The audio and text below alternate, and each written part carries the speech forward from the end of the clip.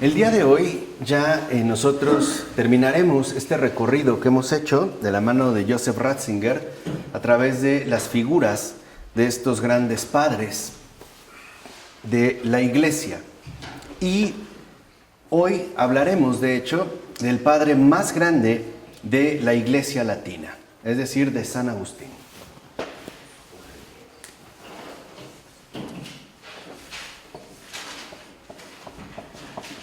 San Agustín. Y para hacerlo, puesto que es como una figura robusta, una figura muy fecunda, una figura de gran alcance, de gran calado, por lo menos lo vamos a hacer en dos partes. El día de hoy nos concentraremos o girará, digamos que nuestra indagación girará en torno a la cuestión de su vida, y la siguiente ocasión nosotros indagaremos en torno a su doctrina, ¿vale? A su aportación. Entonces, comenzando por su vida, lo primero que podemos decir es que Agustín es ante todo un hombre de pasión y de fe. Es un hombre que en efecto tiene la característica de un corazón inquieto, pero aparte un corazón ardiente, un corazón que arde en deseos no solo de encontrar la verdad, sino de abrazarse a la verdad, en el sentido literal, ¿no? De ser abrazado, de ser consumido por esa verdad, y que posee además una altísima inteligencia, de verdad, de un nivel extraordinario. Y por si esto fuera poco, también posee un incansable celo pastoral. O sea, es un hombre que también se dedicó muchísimo a la atención pastoral. De hecho, la figura de San Agustín como que abarca una línea completa de la vida de un cristiano, ¿no? Comenzando por ser un hombre común y corriente, después finalmente ya alguien que, debido a las circunstancias de su vida, se extravía por diversos caminos erróneos, pero que esta ansiedad, este ardor de corazón no se extingue, ¿no? Casado, padre de familia, después ya ordenado diácono, ¿no? Bueno, converso, diácono, presbítero, finalmente obispo y al último santo, ¿vale? Como que atraviesa pues toda esta línea de vida que cualquiera de nosotros podría ciertamente asumir. Entonces, lo primero que debemos de mencionar al referirnos a Agustín es que es un gran santo y además es un doctor de la Iglesia, que incluso es conocido muchas veces, aunque sea de nombre o bien por fama, incluso por aquellos que ignoran el cristianismo o bien que no tienen ningún tipo de familiaridad con él. ¿Por qué? Porque San Agustín dejó una huella verdaderamente profunda en la vida cultural de Occidente y por ende de todo el mundo. De hecho, Agustín de Hipona es el único, bueno, quizá también Santo Tomás de Aquino, ellos dos nada más, que aún en las historias de filosofía más seculares o más alejadas del cristianismo aparecen, ¿vale? Son referencias que no te puedes brincar. Son finalmente, incluso como pensadores, son luces que han brillado intensamente en el firmamento de la vida intelectual, al menos de Occidente. Ahora, por su singular relevancia, San Agustín ejerció una influencia enorme e incluso podría afirmarse, por una parte, que todos los caminos de la literatura cristiana finalmente nos van a llevar a Hipona. Ahora, Hipona es Annaba, actualmente ubicada en la costa de Argelia, lugar donde de hecho fue obispo, en Hipona. Y fue obispo del año 395 hasta su muerte, ocurrida en el año 430. Entonces podemos decir nosotros que ya con San Agustín, ¿no?, estaríamos ubicados en el siglo V, en esta fecha de su muerte del año 430. Ahora, pocas veces, quizá incluso muy pocas veces, una civilización ha podido contar con un espíritu tan grande. Un espíritu capaz de acoger los valores de esa misma civilización y de exaltar su riqueza intrínseca. De tal manera que Agustín es como ese punto culminante de la civilización que permitió que ésta no derivara hacia la barbarie e incluso hacia el extravío. E incluso como filósofo me atrevo a decir que es gracias a Agustín, y no estoy hablando ya del Agustín obispo, ¿no? Del Agustín prácticamente santo, estoy hablando del Agustín joven, ¿no? Recientemente converso, cuya obra contra los académicos le dio un respiro de vitalidad a la filosofía, por lo menos para casi 900 años. Al grado de que si no hubiera sido por Agustín, la filosofía que se conservaba y que de hecho había ganado más terreno, y era la filosofía de los llamados académicos, o sea, de estos discípulos de Platón, en gran medida también tenían que ver con las escuelas neoplatónicas, había derivado finalmente en el escepticismo, lo cual conduciría a una, digamos, como a un torbellino de caos y de pérdidas verdaderamente graves. Pues Agustín, en este textito que titula Contra los académicos, permitió restablecer a la filosofía y darle un impulso suficiente para casi, vuelvo a repetir, 1000 años. Y no solo eso, Agustín asimismo, digamos, concibió ideas y formas muy particulares de las cuales se iban a alimentar las generaciones posteriores. De hecho, como subrayó Pablo VI, se puede afirmar que todo el pensamiento de la antigüedad confluye en su obra y que de ella derivan corrientes de pensamiento que empapan toda la tradición doctrinal de los siglos posteriores. Al grado de que, si intentáramos nosotros resumir la importancia que posee Agustín, podríamos decir que sin Agustín no hay un Tomás de Aquino.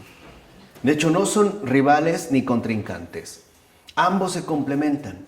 Pero las bases sustanciales que permitieron a Tomás de Aquino realizar también su gran obra fueron dadas por Agustín. De hecho, el motor fundamental de todo el sistema que realiza Santo Tomás de Aquino le fue dado precisamente por Agustín.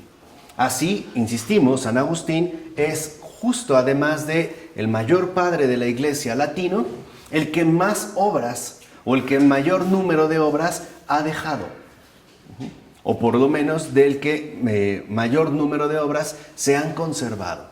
Quizá el único que podría rivalizar con él sería San Juan Crisóstomo, que también se ha conservado muchísimas de sus obras, pero hay una gran diferencia. Muchas de las obras que pertenecen a San Juan Crisóstomo no fueron escritas directamente por su propia mano, sino que fueron transcritas, ¿no?, por amanuenses que redactaban o ponían por escrito lo que él por lo regular solía predicar, mientras que Agustín no. Agustín básicamente, ¿no?, también escribió muchos de sus sermones y de sus prédicas, e incluso de las obras más importantes con las que ha contado la propia cristiandad. Por ejemplo, su biógrafo Posidio, que también es un santo, San Posidio, decía que si uno realmente se tomara en serio la obra de Agustín, parecería imposible que un hombre pudiera escribir tanto durante toda su vida.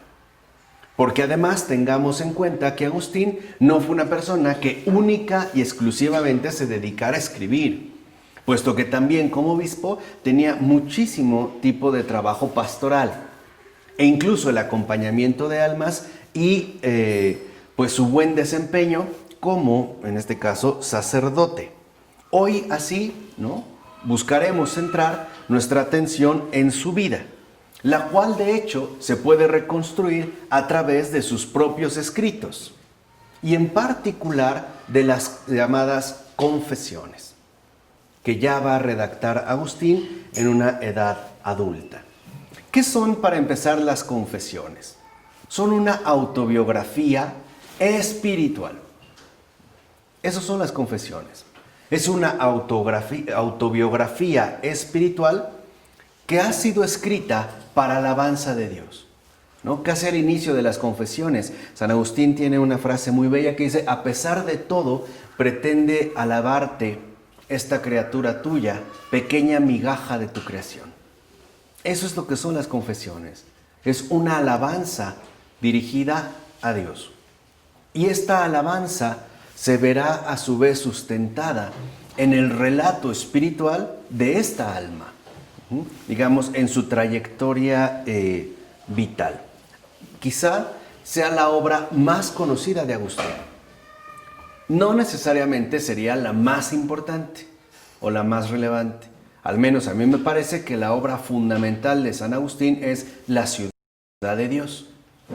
Sobre todo una obra que hoy en día nos puede resultar sumamente fecunda y fructífera para poder afrontar los desafíos que están presentándose ya en el mundo contemporáneo. Un periodo crítico y de transición donde muchos de los aspectos que ya en su momento Agustín destacara con respecto al declive del Imperio Romano, hoy podrían ser prácticamente transcritos al acontecer del mundo actual. Ahora, las confesiones, justo por esta particular y especial atención que coloca a la interioridad, ¿no? Es decir, a la indagación en el interior del hombre, en su alma y por ende en su psique, de hecho constituyen un modelo único en la literatura occidental. No hay ninguno otro que antes de Agustín haya escrito algo así. Algo con con esta capacidad de profundizar en las interioridades recónditas del alma humana, del corazón, ¿no? Incluso para muchos, San Agustín es el verdadero gran e iniciador psicólogo. Si por psicólogo no entendemos a alguien que se dedica solamente a dar ciertas terapias, sino a indagar y a conocer las profundidades del alma humana.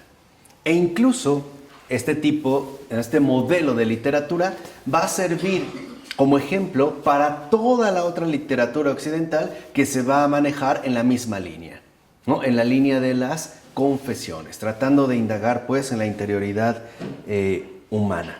E incluso ha sido modelo no solo para el campo religioso, sino también incluso para el campo no religioso. Entonces, ¿qué es lo que hace Agustín en las confesiones, ¿no? Como digamos, primer acercamiento a su vida. Lo que hace en las confesiones Agustín es poner mucha atención a el avance y el desarrollo de la vida espiritual. Y en esta vida espiritual, San Agustín va a encontrar el misterio del yo. Es como el eje temático en torno al cual Agustín va confeccionando esta obra maestra. Ahora, cuando Agustín aborda el misterio del yo, Agustín hace un descubrimiento importantísimo. ¿A qué se refiere San Agustín con el misterio del yo? Al misterio de Dios escondido en cada uno de nosotros. O sea, Agustín se da perfectamente cuenta de que cuando nosotros decimos yo, en realidad lo que estamos haciendo es apuntando a una realidad más grande que nosotros mismos, a esa realidad más interior a mí que yo mismo. Así pues, por ejemplo, cuando un Víctor Frankl habla en el siglo XX de la presencia ignorada de Dios, podemos decir que para San Agustín era una presencia que no pasó ignorada, que de hecho, en realidad, había sido puesta al descubierto. ¿Por qué? Porque el yo, en el caso de Agustín, nos permite acceder a ese misterio de Dios escondido en cada uno de nosotros. Y por eso, para San Agustín, es este descubrimiento del yo presente en cada uno de nosotros, ¿no?, lo que lo conduce a establecer una verdadera cumbre espiritual. Una verdadera cumbre espiritual donde se descubre a Dios, incluso ahí donde pareciera que de entrada no estaría presente, ¿vale? En el caso de las confesiones. Ahora, entre paréntesis, las confesiones es un texto que no se puede leer de corrido. Es un texto que invita a la meditación e incluso a la oración. De hecho, para que uno verdaderamente aproveche las confesiones, tendría que incorporarse a ese coro de alabanza que está conformando Agustín. No es pues como una novela que uno va a leer, ¿no? A lo mejor de un tirón, o como un tratado filosófico con el que uno puede avanzar más o menos rápido. Las confesiones no están hechas para ese tipo de lectura. De hecho, invitan mucho más a la oración y, vuelvo a repetir, a entrar a formar parte de este coro de alabanza que él ha logrado conformar. Ahora, volviendo a su vida. San Agustín nació en Tagaste. Ahí nació, en Tagaste, en la provincia de Numidia, o sea, en el África romana. El día 13 de noviembre del año 354. O sea, nace San Agustín a mediados del siglo IV, en Tagaste. Agustín era hijo de Patricio. Patricio era un pagano que después se volvió catecúmeno y hijo también de una madre cristiana fervorosa como Mónica. Es decir, lo que nosotros ya conocemos como Santa Mónica. Ahora, esta mujer es el verdadero pilar de la vida y obra de Agustín.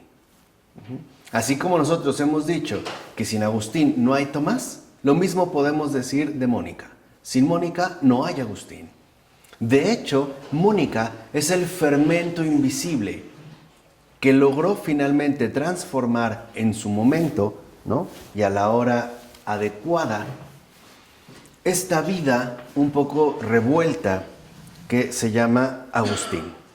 De hecho, es tal la influencia que ejerce Mónica en San Agustín, que la presencia de Mónica está prácticamente, ¿no? Dada de forma implícita o explícita a lo largo, por ejemplo, no solo de su vida, sino también de su obra. Ahora, ¿en qué consistió la mayor aportación que hace Mónica con respecto a Agustín? La educación que le proporcionó acerca de la fe cristiana. ¿Y cómo fue esta fe cristiana? Pues a través de un testimonio personal en el día con día, ¿no? En las labores más ordinarias, en las labores más cotidianas.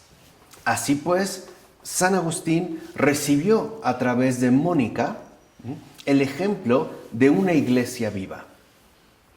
El ejemplo que en pocas palabras puede incluso quebrantar los intelectos más endurecidos y también los corazones más enfriados.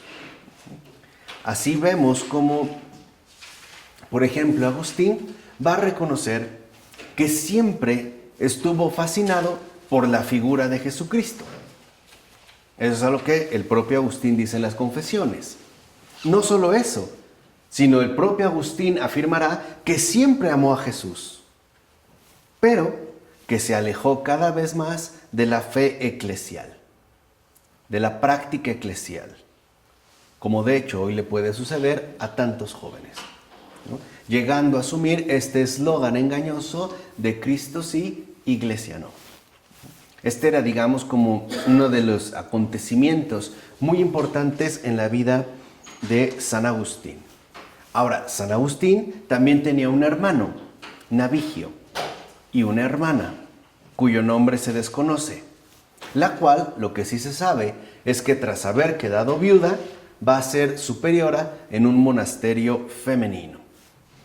Ahora, Agustín va a destacar desde muy pequeño por los dotes intelectuales que posee. Es de hecho, aquí sí, de forma literal, una mente brillante. Es más, aún siendo muchacho, ¿no? Y de tan intensa inteligencia, va a recibir una buena educación. Aunque, también cabe mencionar, no siempre fue un alumno ejemplar. O sea, nunca destacó por ser un alumno ejemplar. Lo que sí es que logró dominar perfectamente bien el latín. De hecho, sus escritos en latín son de los escritos en esta lengua más hermosos y bellos que uno puede encontrar. Su latín es perfecto, aunque no alcanzó el dominio del griego en igual medida, ni aprendió el púnico, que era la lengua de su tierra natal. No aprendió tampoco, el púnico. De hecho, esta insuficiencia del griego es lo que a veces le va a traer ciertos roces, por ejemplo, con San Jerónimo, que San Jerónimo sí dominaba bastante bien. Entonces, a veces tienen discusiones con respecto, por ejemplo, a la traducción de un término en particular. Ahora, en Cartago, que es donde se traslada para recibir esta educación, ahí él va a entrar en contacto con una obra de Cicerón llamada Hortensius.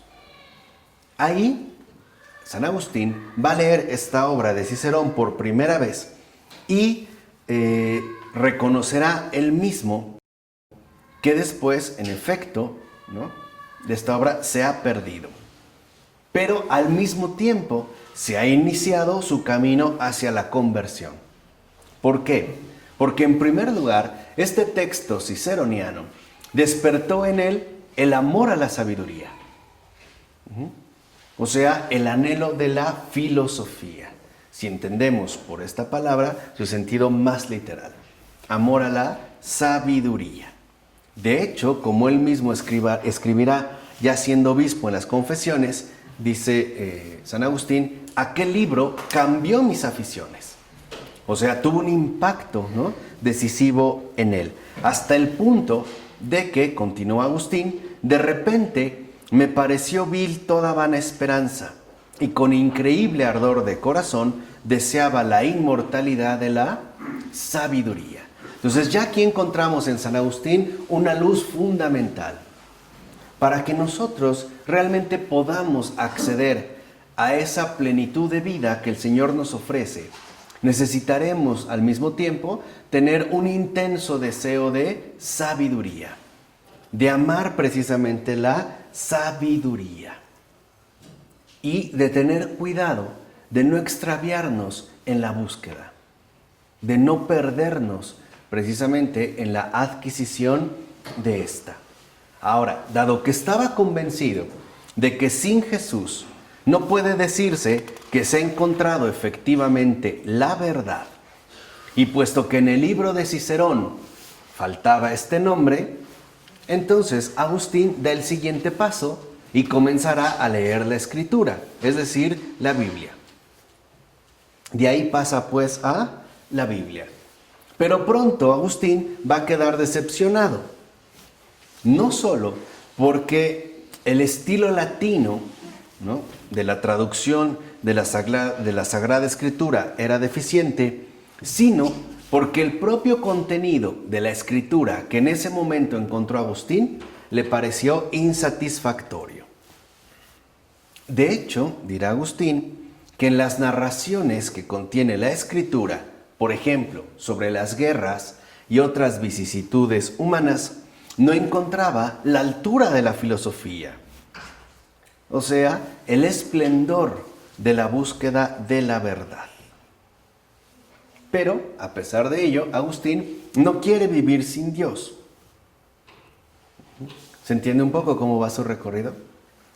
Y por ello, Agustín va a buscar una religión que responda a ese deseo de verdad y también, y sobre todo, a su deseo de poder acercarse a Jesús.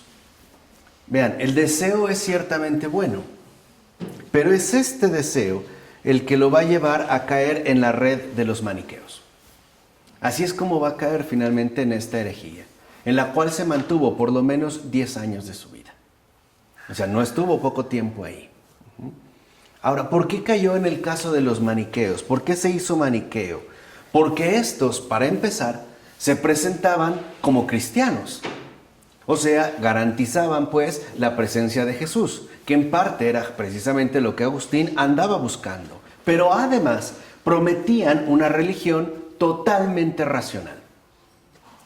O sea, ajustadas, ¿no?, a las exigencias del pensamiento racional. Y este fue el otro factor que en ese momento a Agustín le resultó sumamente atractivo.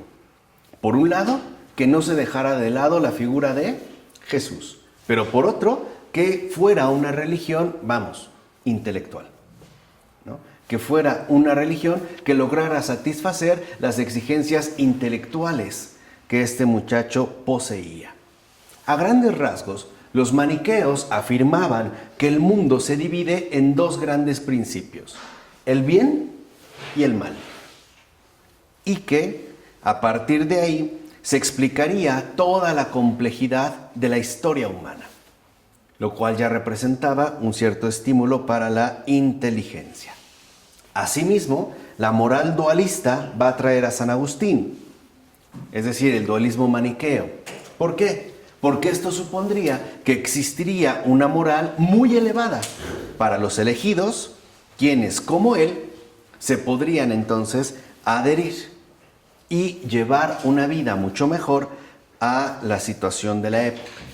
Entonces, aquí lo que vemos es que lo que conduce en realidad a Agustín a ingresar a la secta de los maniqueos es el dualismo. Y aquí nosotros percibimos de entrada uno de los como factores fundamentales del encanto maniqueo. Este dualismo, en realidad, a lo que conduce es a una visión exclusivista y podríamos decirlo así, elitista.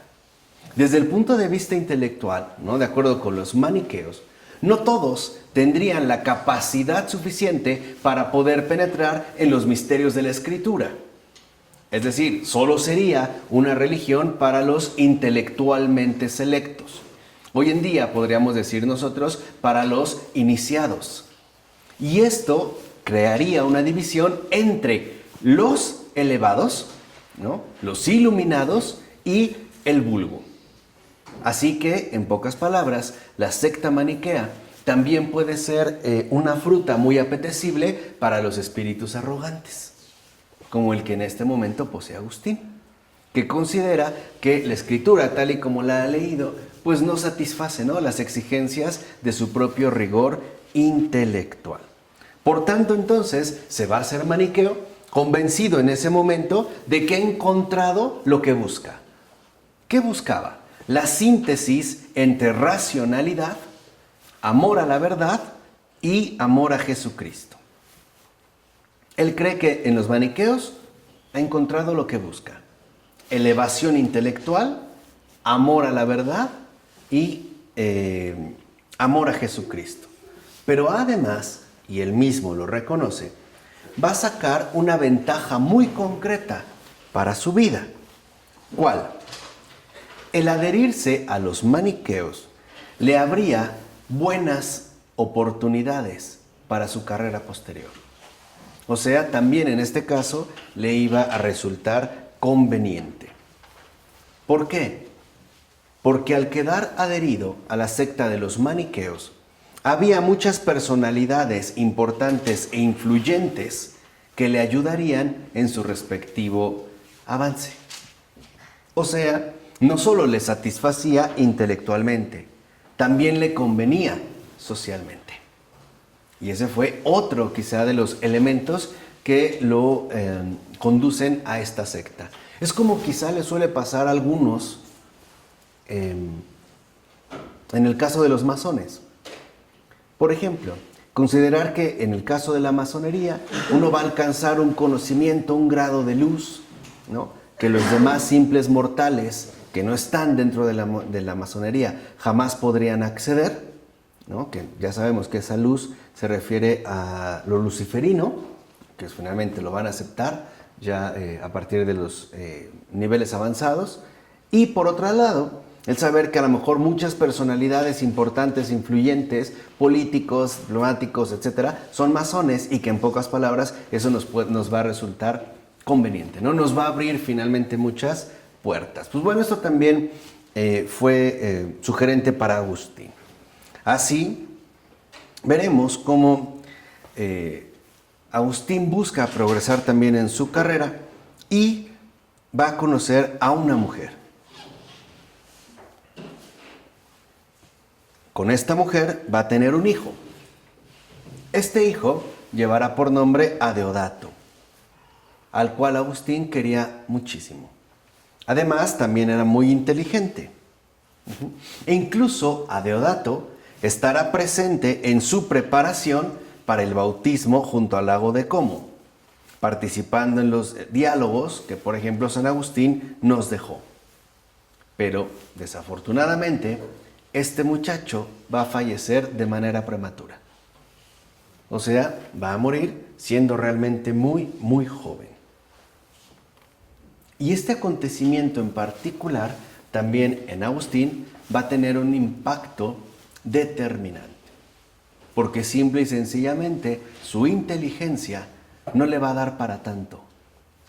Para tratar de comprender el por qué las cosas se han dado de esa manera. Digamos que con ello la inteligencia de Agustín va a encontrar una barrera, o mejor aún, se va a dar cuenta que el misterio le sale a su encuentro. Así podemos ver que cuando Agustín más o menos tiene alrededor de 20 años, será profesor de retórica en su ciudad natal, pero pronto regresará a Cartago, donde se va a convertir sobre todo en un famoso y brillante maestro de retórica. Y conforme va pasando el tiempo, poco a poco Agustín irá alejándose de la propuesta de los maniqueos, que le terminarán decepcionando, sobre todo desde el punto de vista intelectual, porque eran incapaces de responder sus dudas, o sea, sus inquietudes más profundas. De ahí que entonces Agustín, este joven inquieto, se traslade a Roma y de Roma pasará a Milán, donde entonces residía la corte imperial, donde además había obtenido un puesto de prestigio por recomendación del prefecto de Roma, el pagano Simaco, que era de hecho hostil al obispo de Milán, o sea, a San Ambrosio. Pero en Milán, Agustín va a adquirir una muy importante costumbre: ir a escuchar las homilías del obispo Ambrosio. De hecho, lo hace en principio por mejorar y ampliar su capacidad retórica. Es decir, esto también lo impulsa. Pero poco a poco Agustín irá quedando más y más fascinado por la predicación de este gran hombre. De hecho, San Ambrosio también va a jugar un papel fundamental en la conversión de Agustín.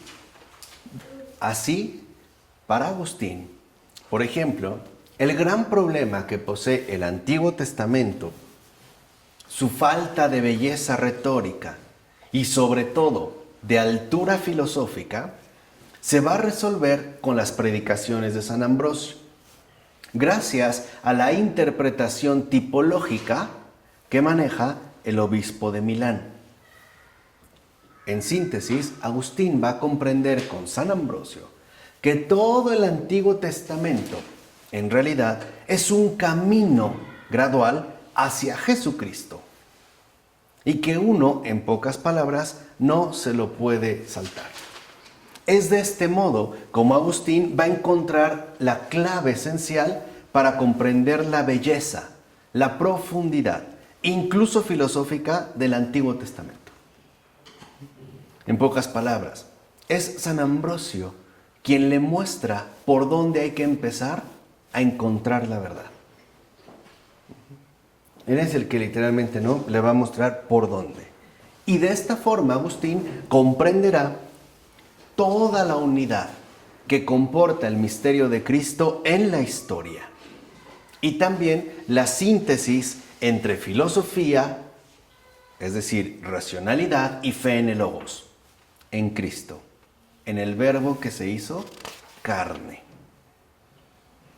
Por eso, Agustín, tras la lectura de escritos de filósofos, va a realizar una nueva relectura de la Escritura, sobre todo de las cartas de San Pablo. De aquí veremos cómo ya con San Ambrosio, Agustín da finalmente el paso a su conversión al cristianismo, el año 386, día 15 de agosto, al cual llegó después de un largo y agitado camino interior. Una vez converso, se va a trasladar al campo, al norte de Milán, junto al lago de Como, con su madre Mónica, su hijo Deodato y un pequeño grupo de amigos, para estar bien preparado para el bautismo. Así pues, a los 32 años, fíjense, nada jovencito, y sobre todo para la época, San Agustín fue bautizado por San Ambrosio el 24 de abril del año 387 durante la vigilia pascual, precisamente en la catedral de Milán. Una vez bautizado, Agustín va a decidir regresar a África con sus amigos, pero regresa muy cambiado. Ya no es el Agustín de siempre. Ha regresado pues como un hombre nuevo. Además, con una idea que le importa mucho. Busca llevar una vida en común. O sea, ya llega además como un fundador de una nueva orden religiosa. No solo era un destacado representante de los maniqueos, sino que el Señor tenía preparado para él planes muchísimo más grandes. Regresa con la idea de llevar una vida en común, al estilo monástico, al servicio de Dios. Pero en Ostia, mientras esperaba, ¿no?, poder embarcarse para emprender el viaje, su madre, Santa Mónica, enferma repentinamente y muere poco más tarde. Y esto va a destrozar el corazón de Agustín. Así, tras regresar finalmente a su patria, este nuevo converso se establece en Hipona y se va a establecer allí para fundar un monasterio.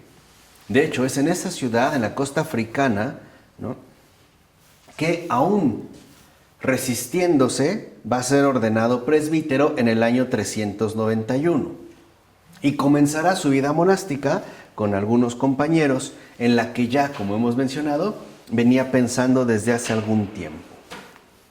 Y entonces, para Agustín, su vida adquiere una nueva fisonomía.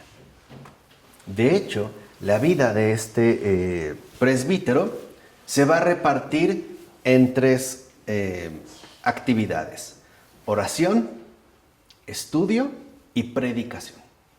Esas van a ser, digamos, como las actividades centrales de Agustín. De hecho, Agustín quiere dedicarse única y exclusivamente al servicio de la verdad, al grado de que incluso al principio, siendo presbítero, Agustín no se siente para nada llamado a la vida pastoral, o sea, a la atención de los feligreses. Él quiere estar todavía en sus elevaciones intelectuales y en sus elucubraciones. No se siente llamado a la vida pastoral, pero después comprendió que la llamada de Dios significaba ser pastor entre los demás y así ofrecerles el don de la verdad. Por eso será en Hipona, 4 años después de haber sido ordenado presbítero, es decir, en el año 395, que será consagrado obispo.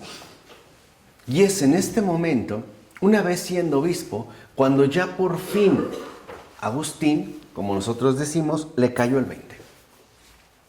Entendió en pocas palabras que el cristianismo no es una doctrina, que el cristianismo es una persona y que por tanto la comunicación de la verdad tiene que ser de persona a persona y que servir a la verdad es realizar un servicio personal con aquel que Dios pone en nuestro camino. Por ello seguirá profundizando en el estudio de la Sagrada Escritura, de la tradición cristiana, y se va a convertir en un obispo, sobre todo ejemplar por su incansable compromiso pastoral. Por ejemplo, predicaba varias veces a la semana a sus fieles, cosa que no era nada común. La predicación frecuente no era común. Bueno, él lo hacía. Incluso lo hacía varias veces a la semana a sus fieles. Además, ayudaba a los pobres, ayudaba a los huérfanos, procuraba y se preocupaba y ocupaba mucho de la formación del clero y también de la organización de monasterios, tanto masculinos como femeninos. Por eso, en muy poco tiempo, el que fuera este antiguo retórico se va a convertir en uno de los exponentes más importantes del cristianismo de esa época.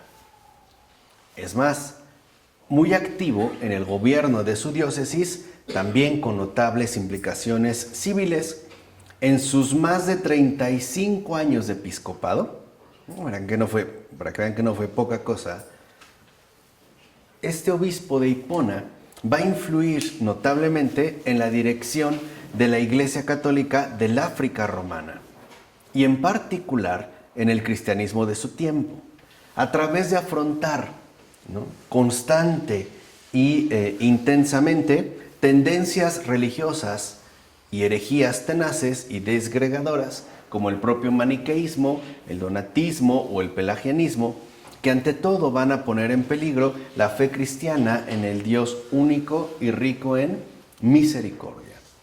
O sea, Agustín también se va a enfrentar de manera seria con todos aquellos que se oponen a la verdad. Ahora, San Agustín se encomendó a Dios cada día hasta el final de su vida. ¿Se acuerdan lo que vimos hace rato en la clase de esa oración primera? Se encomendó a él cada día de su vida, hasta el final de su vida. Por ejemplo, afectado por la fiebre mientras la ciudad de Hipona se encontraba asediada desde hacía casi 3 meses por los vándalos invasores, el obispo pide que le transcriban con letras grandes los salmos penitenciales y pidió que colgaran las hojas en la pared de enfrente, de manera que desde la cama, durante su enfermedad, los podía ver y leer, y además lloraba intensamente sin interrupción. Así pasaron, de hecho, los últimos días de la vida de San Agustín, quien falleció el 28 de agosto del año 340, sin haber cumplido los 76 años. Ahora, 4 años antes de morir, justo 4 años, el propio Agustín quiere nombrar a su sucesor. Por eso, el 26 de septiembre del año 426, reúnen el pueblo en la Basílica de la Paz en Hipona para presentar a los fieles a quien había designado para esa misión, o sea, para que fuera su sucesor. Dice Agustín, por ejemplo, en su carta 213, en esta vida todos somos mortales, pero para cada persona, el último día de esta vida es siempre incierto. Sin embargo, en la infancia se espera llegar a la adolescencia, en la adolescencia a la juventud, en la juventud a la edad adulta, en la edad adulta a la edad madura, en la edad madura a la vejez. Nadie está seguro de que llegará, pero lo espera. La vejez, por el contrario, no tiene ante sí otro periodo en el que poder esperar, y su propia duración es incierta. Yo, por voluntad de Dios, llegué a esta ciudad en el vigor de mi vida, pero ahora mi juventud ha pasado y ya soy viejo. O sea, también reconoce el avance, ¿no?, que ha transcurrido su trayectoria vital. Por eso, al terminar esas palabras, en ese preciso momento, va a dar el nombre de su sucesor, el sacerdote Heraclio. Y la asamblea estalla en un aplauso de aprobación, repitiendo 23 veces, demos gracias a Dios, alabemos a Cristo. Además, los fieles aprobaron lo que después dijo San Agustín sobre sus respectivos propósitos para su futuro inmediato. Agustín quería dedicar los años que le quedaban a un estudio más intenso de las Sagradas Escrituras. O sea, ya Era momento de dedicarse a lo que había anhelado toda su vida. Una verdadera dedicación intelectual al servicio de la verdad. Por tanto, al tener sucesor, de alguna manera sus responsabilidades pastorales se verían aminoradas. De hecho, veremos que es justo en estos 4 años, en sus últimos 4 años de vida, que llevará a cabo una extraordinaria actividad intelectual.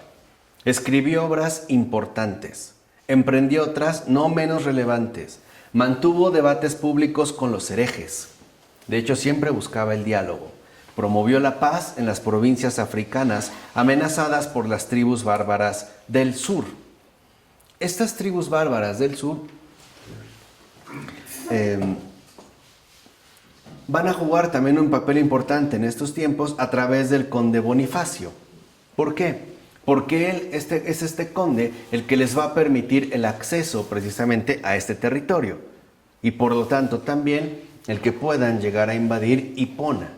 Y Agustín escribe: acabar con la guerra mediante la palabra y buscar o mantener la paz con la paz y no con la guerra es un título de gloria mucho mayor que matar a los hombres con la espada.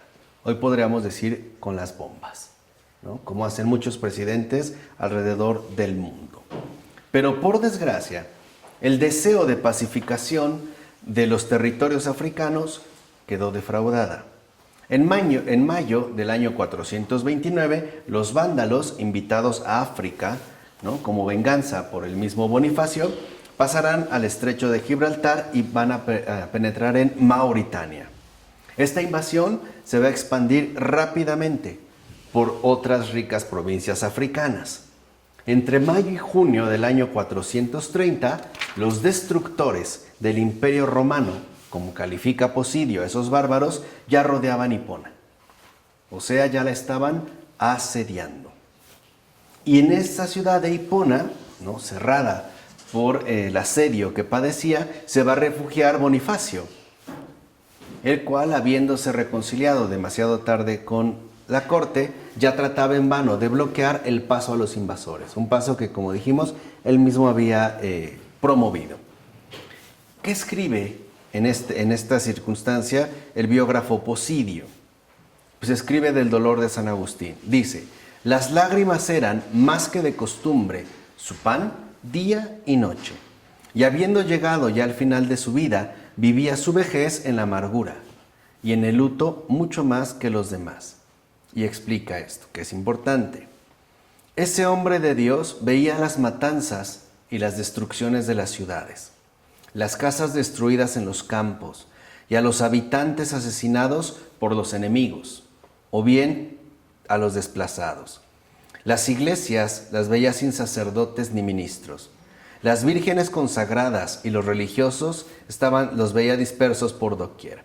Entre ellos, algunos habían desfallecido en las torturas, otros habían sido asesinados con la espada, otros habían sido hechos prisioneros, perdida la integridad del alma y del cuerpo e incluso la fe, reducidos a una dolorosa y larga esclavitud por los enemigos. Así, aunque Agustín era anciano y estaba cansado, se va a mantener firme en la brecha, confortándose a sí mismo y a los demás con la oración y con la meditación de los misteriosos designios de la providencia. ¿Se acuerdan lo que dijimos? Despojarse de todo e incluso también de la propia tendencia inteligente, como en el caso de Agustín. Y al respecto, Agustín hablaba de la vejez del mundo. ¿Por qué? Porque de hecho ese mundo ya era viejo, es decir, el mundo romano. En la vejez, decía Agustín, abundan los achaques: tos, catarro, legañas, ansiedad, agotamiento. Pero si el mundo envejece, Cristo siempre es joven. Por eso hacía siempre esta invitación: no rechaces rejuvenecer con Cristo, incluso en un mundo envejecido. Él te dice: no temas, tu juventud se renovará como la del águila. Por eso el cristiano no debe abatirse, incluso en situaciones difíciles, sino que ha de esforzarse por ayudar a los más necesitados. Ahí vemos también cómo entiende Agustín ahora lo que tiene que realizar, un acompañamiento constante.